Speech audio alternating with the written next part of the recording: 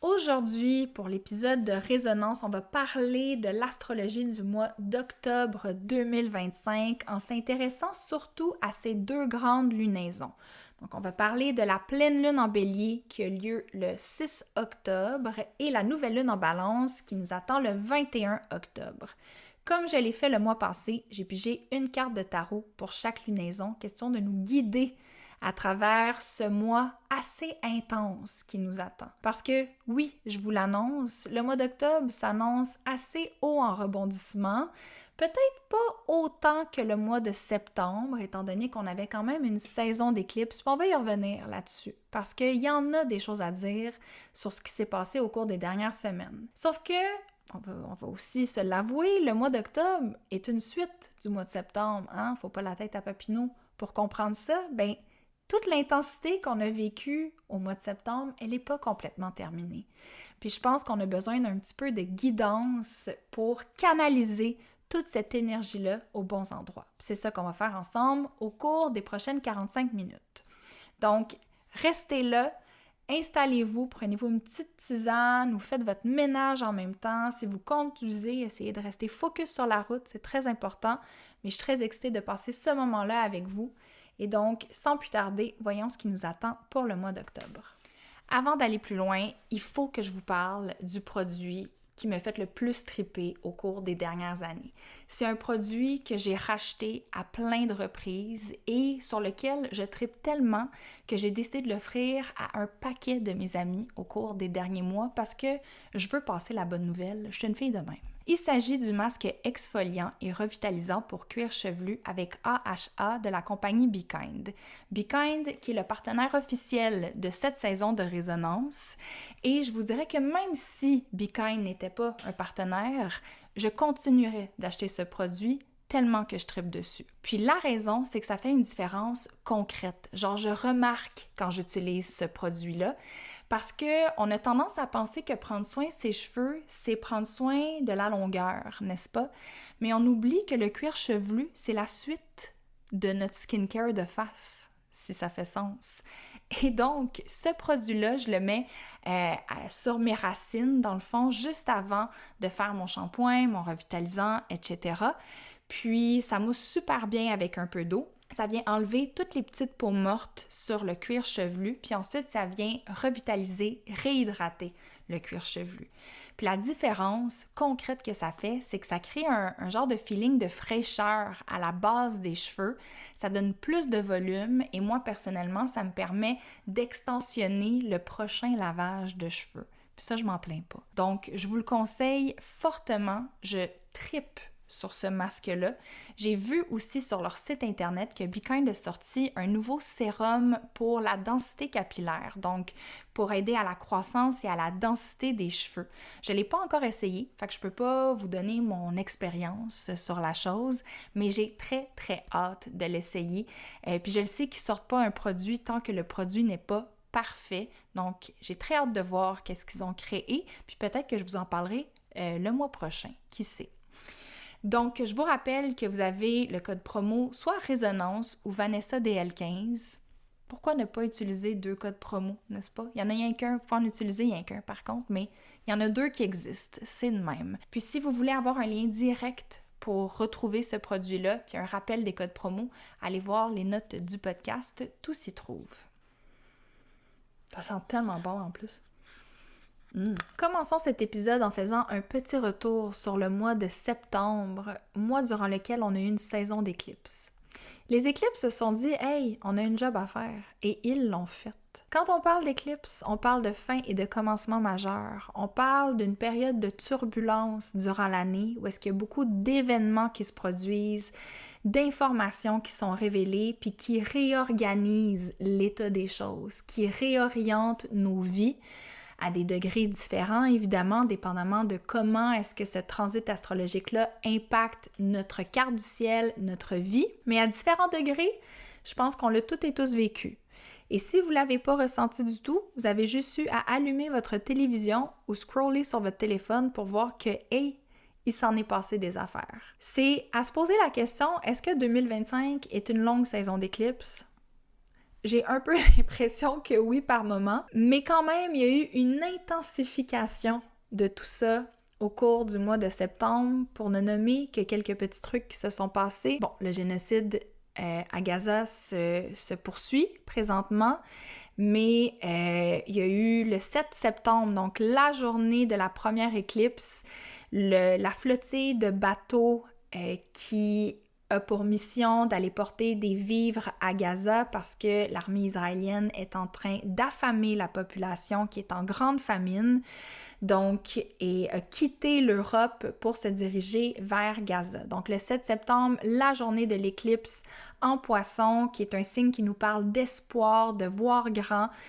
Puis je pense que le symbole de la flottille de bateaux, c'est vraiment ça que ça nous donne. C'est comme, OK, il y a des actions concrètes qui sont menées parce que c'est tellement difficile de ne pas se sentir complètement dans le désespoir puis de ne pas savoir comment faire quelque chose. Donc, c'est quand même un symbole très fort de voir ces gens-là qui risquent leur vie pour aller aider la population palestinienne. On a eu aussi le Népal, n'est-ce pas, qui a vécu de grandes insurrections portées par la génération Z et qui ont fini par élire leur première ministre. Si je ne m'abuse, je crois que c'est pas une présidente. Et ils ont élu cette femme via la plateforme Discord. Ça aussi, c'est très Cocobongo, c'est très Pluton en Verseau. Ça valait la peine d'être nommé. Il s'est passé plein d'autres affaires, mais je pense qu'un des événements marquants qu'on ne peut pas passer à côté, c'est l'assassinat de Charlie Kirk qui a eu lieu pendant la saison d'éclipse et ses funérailles qui ont pris l'allure d'une genre de parade partisane instrumentalisée par l'extrême droite, vraiment bizarre. Ça avait lieu la journée de la dernière éclipse, celle qui était aussi une nouvelle lune en Vierge. Puis ce qui est particulier, c'est que quand il est question de l'axe Vierge-Poisson, parce que c'est deux signes opposés, deux signes complémentaires, on parle beaucoup de la notion d'être de service à quelque chose, mais aussi l'archétype du martyr est beaucoup associé à ces signes-là, surtout au signe du Poisson.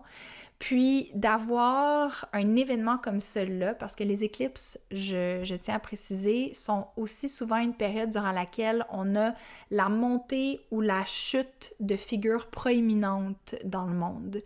Donc, dans ce cas-ci, on a la chute de Charlie Kirk qui a pris qui est devenu un symbole, en fait, pour l'extrême droite et qui est devenu un genre de martyr pour rassembler les troupes autour de ce que cette personne-là symbolise maintenant. C'est assez fou de voir tout ça se produire en lien avec l'astrologie. C'est assez particulier, un petit peu épeurant, on va se le dire. Mais bon, nous, on continue à essayer de vivre nos vies comme on peut à travers ça. C'est la seule chose que l'on peut faire, sans se fermer les yeux, sans fermer les oreilles non plus, mais d'essayer de se souvenir que nous aussi, on doit opérer à travers tout ça. Parce qu'il y a des choses qui se passent sur la sphère plus publique, si on veut, dans l'actualité, dans le monde, dans la collectivité, mais l'intime, le personnel ne cesse pas d'exister pour autant. On avait pigé 2 cartes lors du dernier épisode, une pour chaque éclipse. Je vous rappelle que pour la première éclipse, celle en Poisson, on avait la carte du diable qui est sortie, qui nous invitait à renouer avec notre feu intérieur, à alimenter nos désirs, nos passions, puis aussi à reconnaître que quand on porte attention à nos désirs et à nos passions, ça arrive souvent qu'il y ait une petite parcelle de culpabilité, de honte qui peuvent surgir, puis que ça nous met parfois en contact avec des parties de nous qui sont moins confortables. Puis ça aussi, c'est important de se permettre d'aller là, d'observer tout ça à l'œuvre. Et on avait la deuxième éclipse, celle en Vierge, pour laquelle on avait pigé la carte des amoureux. Fait que c'était comme si la première éclipse venait mettre en lumière certaines de nos passions, certains de nos ressentis. Puis la deuxième éclipse nous demandait, OK, maintenant, c'est le temps de se positionner. C'est le temps de faire des choix basés sur ce qui est important pour toi. Et là, avec le mois d'octobre, on est en train de vivre un peu les réverbérations de ces prises de position-là qu'on a prises. de ces choix-là qu'on a faits. Fait que comment est-ce que tout ça va s'installer? Les prochaines semaines vont nous le dire, mais nous, on est chanceux et chanceuses parce qu'on a l'astrologie pour nous guider à travers tout ça. Les Moldus, eux, ils n'ont pas ça. Nous, on s'est dit, le ciel est là, il nous parle à travers des symboles, un langage vieux de millénaires. Pourquoi ne pas l'écouter et essayer de comprendre ce qu'il nous dit pour être légèrement guidé à travers tout ce brouhaha qu'est l'existence humaine? Donc, le mois d'octobre risque d'être intense. Intensité n'est pas une mauvaise chose, je le répète. Mais on peut dire que le mois d'octobre a commencé sur une note assez particulière parce qu'on a eu la planète Vénus qui a rencontré le nœud sud de la Lune. Puis ça, en français, ce que ça veut dire, c'est qu'il y a eu comme une invitation à un laisser-aller relationnel pour débuter le mois. On va pas se le cacher, le mois d'octobre, ça place le thème des relations au centre des sujets d'importance. Okay? On est durant le mois de la balance, on n'appelle pas ça cuffing season pour rien. Oui, les temps froids arrivent, oui, on veut se garder au chaud. Des fois, un autre corps humain, c'est plus efficace qu'une paire de bas de laine. Alors, pour cette cuffing season, ben, c'est le mois de la balance. C'est là que ça se passe parce que le signe de la balance est associé au relationnel. Son signe opposé, c'est le signe du bélier. On a une pleine lune en bélier qui s'en vient. Je vais vous en parler dans très peu de temps. Mais le signe du bélier, il pense à lui. Il a besoin de se centrer sur ses désirs, ses passions, ce qui l'habite, sur son leadership. Il prend des décisions basées sur ce qui monte à l'intérieur de lui.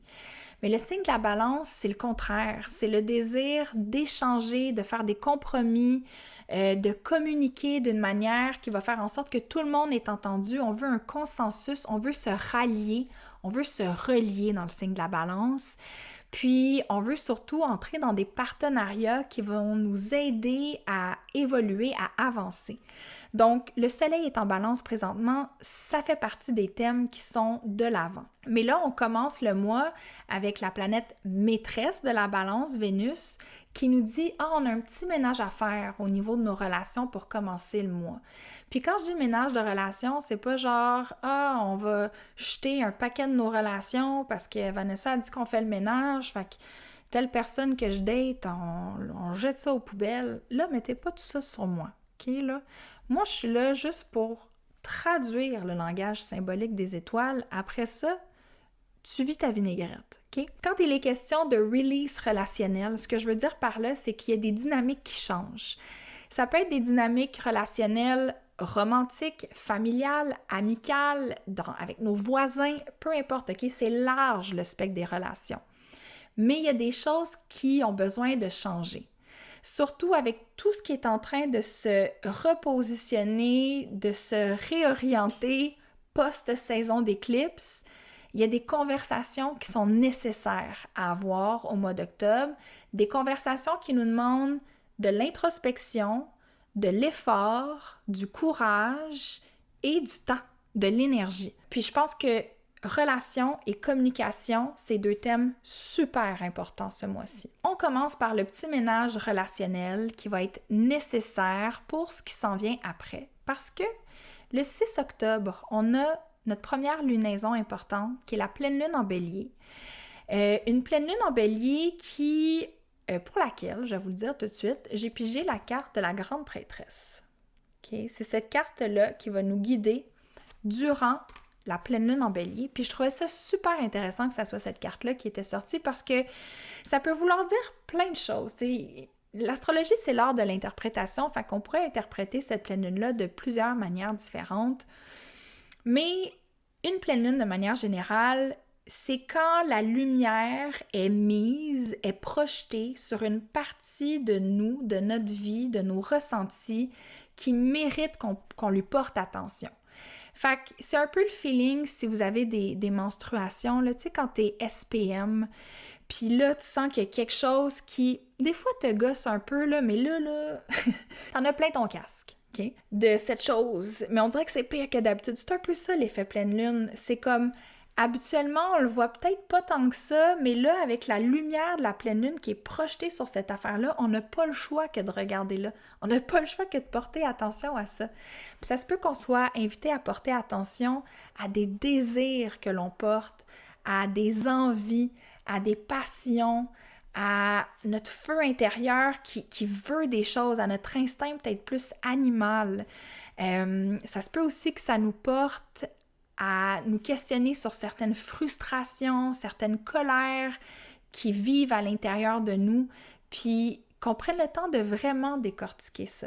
Mais je pense que avec la carte de la grande prêtresse, c'est dire ça va être important de prendre un peu de recul, du temps dans le silence, dans l'immobilité, pour vraiment être à l'écoute de ce qui est en train de naître à l'intérieur de nous, de ce qui est vivant, de ce qui est là, puis qui demande à être écouté. C'est comme une pleine lune pour vraiment faire preuve de leadership dans sa propre vie, fait que faire des choix pour soi, avoir le courage de prendre certains risques aussi, des risques au niveau des conversations qu'on a, des choses qu'on dit, que l'on révèle sur soi, des désirs qu'on transmet à quelqu'un d'autre peut-être. Tu sais, il y a comme vraiment j'ai le feeling que c'est comme si ça nous invite à prendre plus de place, cette pleine lune-là. Puis, je la trouve importante aussi, cette lunaison-là, parce qu'on a beaucoup parlé mais au printemps dernier, dans les épisodes de podcast que je vous ai enregistrés, je parlais beaucoup du signe du Bélier, parce qu'on a Saturne et Neptune qui ont fait un petit passage en Bélier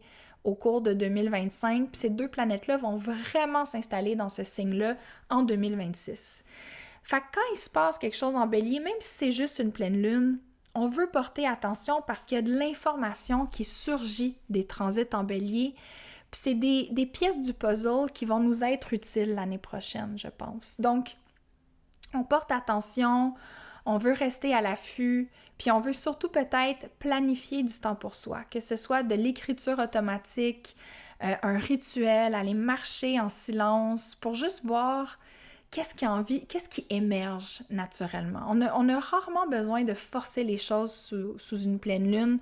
Les choses pop-up, se soulèvent par elles-mêmes. Ensuite, 2 semaines plus tard, on a la nouvelle lune en Balance le 21 octobre. La carte pour cette nouvelle lune, c'est le 10 de bâton. Il trouve lourd, ces bâtons, puis il se dit « Hey, je vais peut-être pas aller porter tout seul. » Parce que si vous écoutez version audio et non vidéo, on a un personnage qui pousse avec beaucoup de difficultés 10 lourds bâtons devant lui. Tu sais, il a l'air de rusher sa vie, le personnage, sur la carte de tarot. Puis moi, quand je vois cette carte-là, je me dis « c'est le temps de déléguer, c'est le temps d'aller chercher de l'aide. » Mais là, tout ça, c'est dans le contexte d'une nouvelle lune en Balance qui nous demande de semer de nouvelles intentions pour les relations qu'on désire cultiver, pour plus d'harmonie et d'équilibre dans notre vie, pour plus de justice dans notre vie et dans le monde. Puis aussi, ça nous invite à peut-être s'entourer d'un peu plus de beauté. Je pense qu'autour du 21 octobre, si vous avez envie d'aller prendre une marche en forêt, d'aller observer le coucher de soleil, d'aller visiter un musée, de vous entourer du genre de beauté qui vous stimule, qui vous nourrit, qui vous fait du bien, c'est super pertinent de le faire. Et il faut pas sous-estimer l'impact de la beauté sur notre système nerveux. Il y a quelque chose d'extrêmement nourrissant et la saison de la Balance nous dit de le faire. Nouvelle lune en Balance encore plus. Donc, lâchez-vous lousse. Lâchez-vous lousse avec la beauté. C'est ce que j'essayais de dire. OK? On poursuit. Quand on pense à une nouvelle lune en Balance, oui, on sème des nouvelles intentions pour le genre de relation qu'on a envie de cultiver, d'approfondir et de faire évoluer dans notre vie. Mais avec le 10 de bâton, moi, ce que ça me dit, c'est vous n'êtes pas les seuls responsables de vos relations.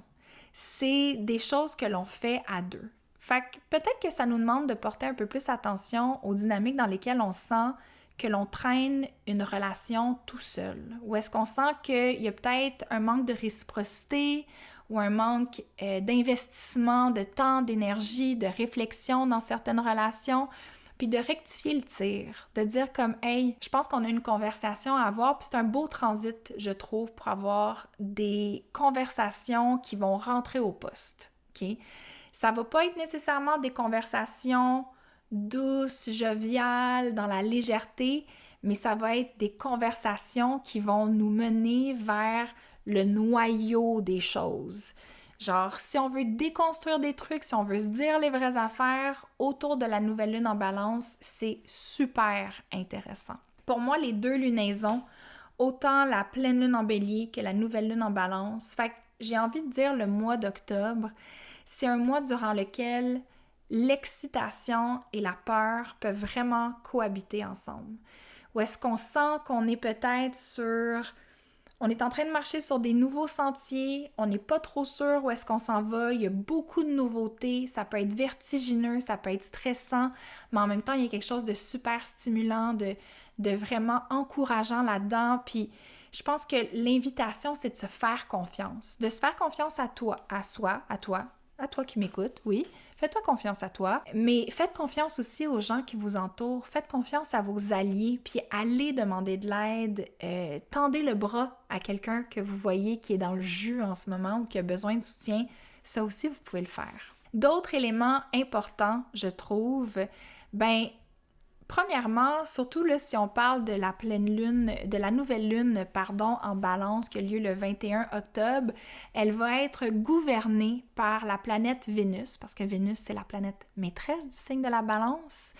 Et Vénus va être en balance. Vénus va être à la maison. Tellement une bonne nouvelle, à partir du 13 octobre, sur le plan relationnel, on est vraiment moins sur des angles très sharp. Comme c'est moins pointu, ça pique moins, ça va être un peu plus rond, un peu plus fluide, un peu plus doux à naviguer, j'ai l'impression, à partir du 13 octobre, parce que depuis quelques semaines, déjà depuis le 19 septembre, la planète Vénus était sous le signe de la Vierge. Puis, Vénus en Vierge, c'est pas son placement préféré, parce que le rôle de Vénus, c'est de rassembler, hein, c'est de faire des liens. Puis le signe de la Vierge aime ça faire preuve de discernement, aime ça séparer, compartimentaliser les trucs, est très porté vers la critique pour essayer de toujours améliorer les choses. Fait que la Vierge cherche toujours à atteindre un idéal, mais la planète Vénus, elle, ce qu'elle cherche, c'est de calmer son système nerveux, de se déposer dans ce qui est, de trouver la paix, de trouver la sérénité. Et là, quand Vénus va rentrer en balance à partir du 13 octobre, ça va vraiment changer la game. Puis je vous dirais, là, je vous parlais de la saison de la balance comme étant cuffing season. Cuffing season, c'est une expression en anglais qui dit que c'est le moment où est-ce qu'on rentre en relation, où est-ce qu'on cimente peut-être certains liens, tu sais, au lieu de dater plein de monde puis de se faire ghoster sans arrêt sur Hinge ou sur n'importe quelle autre app de dating, ben peut-être que là, on décide de s'embarquer dans quelque chose parce que les temps froids arrivent, n'est-ce pas? Ben, mark my word, moi je pense qu'à partir du 13 octobre, on rentre dans la cuffing season. À partir du moment où est-ce que Vénus rentre en balance, c'est là que ça se passe. Et règle générale, quand il est question de Vénus en balance, il y a un peu plus d'ouverture, plus de place à la nuance, plus de diplomatie, plus d'harmonie. On veut créer des liens dans lesquels les deux personnes sont vraiment vues, se comprennent, s'entendent, se relient ensemble. Et aussi, un autre placement planétaire qui donne le ton pour le mois d'octobre, c'est la présence de Mars en Scorpion. Ça, c'est cool, la gang. Ça, j'aime ça. Ça, j'aime ça parce que Mars l'a pas eu facile en 2025. Ça a été, surtout le début de l'année 2025, là, on a eu une rétrograde de Mars, on a eu Mars en Cancer, Mars en Lion, vous souvenez-vous? Je sais pas, vous vous souvenez, là? Mais 2025 est tellement crazy comme année qu'en février dernier, on a eu Elon Musk à l'investiture de Trump qui a fait un salut nazi. Puis on n'en parle plus parce qu'il y a tellement d'autres affaires complètement folles qui se sont passées depuis. Mais ça fait quelques mois seulement. Je dis ça de même. Mars l'a pas eu facile au début de 2025, on va se le dire. Et donc, tous les thèmes martiens de notre vie, nous affirmer, sentir qu'on est motivé à aller de l'avant, à bouger, à se propulser, à se mettre en action pour atteindre nos objectifs, pour pour remplir les missions qu'on se donne. De mon côté, c'était tellement dur d'être motivée pour quoi que ce soit. Mais là, avec l'entrée de Mars en Scorpion, Mars retourne en domicile. Mars est en Scorpion à tous les 2 ans environ. Et ça nous redonne un peu plus de puissance, un peu plus de stamina, un peu plus de capacité à penser à moyen terme, puis à faire preuve de réflexion stratégique pour tout mettre en œuvre pour atteindre notre fin, pour être capable d'atteindre nos objectifs. Fait qu'il y a quelque chose de super intéressant avec Mars en Scorpion, puis pour mieux comprendre son aura un peu de Mars en Scorpion, Taylor Swift, peu importe ce que vous pensez de cette chanteuse milliardaire-là, elle a Mars en Scorpion dans sa carte du ciel, puis son côté très, comme son ambition énorme, premièrement, l'ambition c'est très Mars en Scorpion, son côté très stratégique, tu sais, la maîtrise qu'elle a du narratif dans ses chansons, puis comment elle va déposer on appelle ça des Easter eggs, fait que des genres de messages codés secrets dans ses chansons pour communiquer des messages à ses fans. Tu sais, tout ça, pour moi, c'est très Mars en Scorpion. Fait qu'elle représente vraiment bien, je trouve, ce placement astrologique-là. Je crois que c'était une bonne poster child de ce placement-là. Mais pour nous, ce que ça veut dire, en fait, c'est de on a la capacité d'avancer avec un peu plus de guts, un peu plus d'intensité, puis plus aligné avec notre instinct. Fait que c'est le temps de faire ou de prendre des décisions ou de choisir ça va être quoi nos prochaines étapes, pas nécessairement basées sur une analyse très cartésienne du pour et du contre, mais de vraiment se baser sur notre instinct, de sentir dans notre gut c'est quoi la prochaine chose à faire, puis de faire confiance que c'est ce chemin-là qu'on doit suivre. Puis la présence de Mars en Scorpion nous aide à faire ça. Ça nous demande aussi de faire preuve d'une honnêteté frontale, radicale, un peu inconfortable envers nos désirs, envers ce qu'on veut.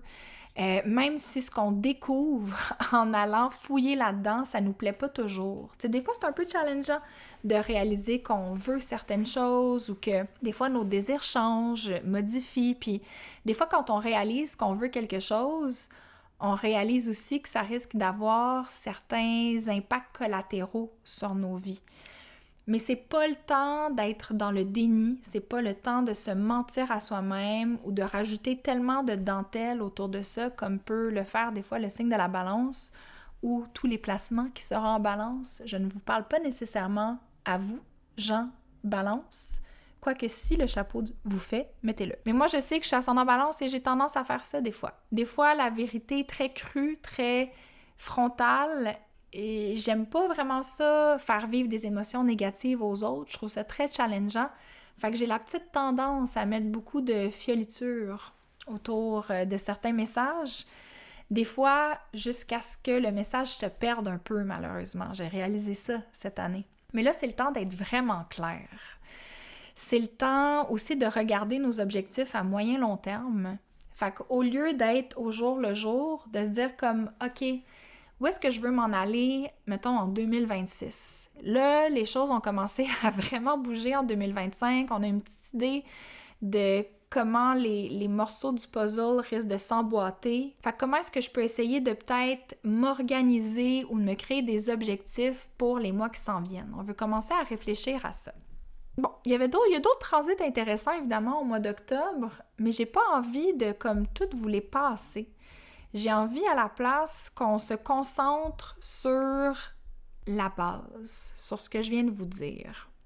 J'ai quand même envie de vous parler du fait qu'autour du 20 octobre, fait qu'autour de justement la nouvelle lune en balance, je vous parlais de conversations peut-être plus challengeantes, plus directes, plus difficiles.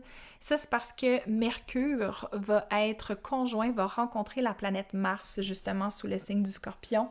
Donc, c'est pour ça que je vous disais ça un petit peu plus tôt, que c'est le temps d'avoir les conversations que des fois on hésite d'avoir. Mais ce qui est intéressant, c'est que environ 8 à 9 jours plus tard, donc le 28 et le 29 octobre, on a un grand trigone dans le ciel avec Jupiter et Saturne. Jupiter qui est en Cancer, Saturne qui est en Poisson, puis on a Mars qui est en Scorpion. Donc, ces 3 planètes-là ensemble font un grand trigone qui pourrait être un marqueur d'une grande période d'expansion, de sentiment de cohésion, où est-ce qu'on sent vraiment que tous les efforts qu'on a mis au mois d'octobre commencent à vraiment porter fruit. Les morceaux se placent, il y a comme une organisation qui se crée, qu'on se dit comme « Ah, ok, c'est pour ça que j'ai fait tout ça. » Genre, oui, ça m'a demandé de l'effort, de l'énergie, du jus mental, mais ça en valait la chandelle. Voilà. Donc, si on fait un petit wrap-up de tout ça, je vous rappelle que les 2 cartes avec lesquelles on travaille ce mois-ci, c'est la Grande Prêtresse et le 10 de bâton. Puis ces 2-là ensemble, on dirait que ces cartes-là me disent prenez soin de votre corps aussi, la gang. Comme la lumière commence à diminuer, à se faire de plus en plus rare. Si vous avez des petits suppléments alimentaires à prendre, prenez-les. Si vous avez une petite lumière, thérapie de luminosité, c'est le temps de la sortir. Si vous avez besoin de dormir, dormez, hydratez-vous. Faites ce que vous... La base, tu sais, c'est pas à prendre pour acquis. Mais sinon, pour faire un petit wrap-up de notre mois d'octobre, on est en train de sortir du petit chaos causé par les éclipses. Et là, c'est le temps de canaliser l'intensité de la période des éclipses. On la canalise pour agir avec clarté au mois d'octobre, d'assumer nos choix, de se dire comme, tu sais quoi? Moi, le ressenti que j'ai, les messages que mon gut feeling m'envoie, c'est d'aller dans cette direction-là. Ça se peut que je me trompe, ça se peut que ça soit imparfait, ça se peut que je m'enfarge une couple de fois, mais c'est pas grave, je vais me relever puis je sais que j'ai quelque chose à apprendre en marchant dans cette direction-là. Il faut être radicalement honnête par rapport à nos motivations et nos intentions. Et là, quand je dis ça, vous dites honnête avec qui? Honnête avec vous-même, surtout, de manière prioritaire. Puis ensuite, soyez honnête avec les autres aussi. Mais la première personne avec qui vous devez être radicalement honnête, c'est avec vous-même. Parce que si tu n'as aucun contact avec ton monde intérieur, que tu sais même pas qu'est-ce que tu portes en toi, qu'est-ce que tu veux, c'est quoi tes désirs, c'est quoi ta vraie volonté, comment est-ce que tu peux communiquer ça efficacement avec une autre personne? Je ne sais pas. Fait que communiquer avec soi d'abord, faire preuve d'une honnêteté radicale envers soi-même, essayer de communiquer ça avec le plus de tact possible, puis en même temps, d'être à l'écoute de comment ça va être reçu. C'est ça aussi la communication. C'est bidirectionnel. C'est bi. Une autre affaire, bi. Bref, tout ça pour dire que le mois d'octobre, c'est pas un mois qui va être doux, fluide et facile, mais il y a clairement un momentum ce mois-ci, il y a clairement une opportunité de faire un bond de géant, d'aller vers l'avant, de penser à ce qui s'en vient pour la suite. Moi, j'ai l'impression que même si c'est un mois intense et chargé, c'est un mois qui va nous faire du bien. C'est mon feeling. Donc, j'ai quelques questions à vous proposer pour vous laisser aller sur une petite réflexion, pourquoi pas. Donc, qu'est-ce que vous voulez vraiment au-delà du consensus, au-delà de la vie de tout le monde? Tu sais, des fois, quand on a des décisions à prendre, on a tendance à demander à tout le monde autour de nous c'est quoi leur avis sur la question, qu'est-ce qu'ils feraient à notre place. Puis peut-être que dans ce cas-ci, on n'a pas vraiment besoin d'un consensus, on a besoin juste de s'écouter. Donc, qu'est-ce que vous voulez vraiment au-delà du consensus des gens dans votre vie? Qu'est-ce que vous avez à vous dire à vous? Est-ce qu'il y a certaines dynamiques relationnelles dans votre vie que vous avez besoin de relâcher, de modifier ou de transformer, de réorganiser? Fait que dans votre vie, lesquelles de vos relations méritent peut-être votre temps, votre énergie, vos réflexions présentement? Quelle beauté très simple, pouvez-vous ajouter dans votre vie ce mois-ci? Est-ce que c'est d'avoir un petit bouquet de fleurs que vous placez sur votre comptoir de cuisine? Qui sait? Donc, comment est-ce qu'on peut infuser un peu plus de beauté dans sa vie ce mois-ci? Si vous trouvez que le mois de septembre a été intense, vous n'êtes pas les seuls. Si vous trouvez que le mois d'octobre, so far, il ne s'est pas calmé le pompon, c'est normal. Est-ce qu'il se passe quelque chose dans le ciel? Oui, absolument. Un paquet d'affaires. Je vous l'ai nommé. Puis, il va se passer d'autres affaires au mois de novembre, mais je vais être là pour vous en parler encore une fois. Donc, je pense que l'intensité va être au rendez-vous, mais je pense aussi que ça va avoir peut-être l'effet de nous rapprocher de ce qu'on veut vraiment. Puis peut-être que ce qu'on va trouver va nous surprendre. Qui sait? Mais je pense que ça va être excitant tout ça. C'est sûr, ça va être excitant, on s'en va dans la saison du Scorpion. Y a-t-il une saison plus excitante que la saison du Scorpion? Je ne crois pas. Avant de vous quitter, j'ai des événements qui s'en viennent. Si ça vous intéresse, j'aimerais ça vous les transmettre. J'avais pas préparé de vous en parler, mais je viens de me souvenir que j'ai des choses qui s'en viennent. Donc, le 25 octobre, il y a un événement que j'organise, un rituel collectif que je vais guider avec William et Maude.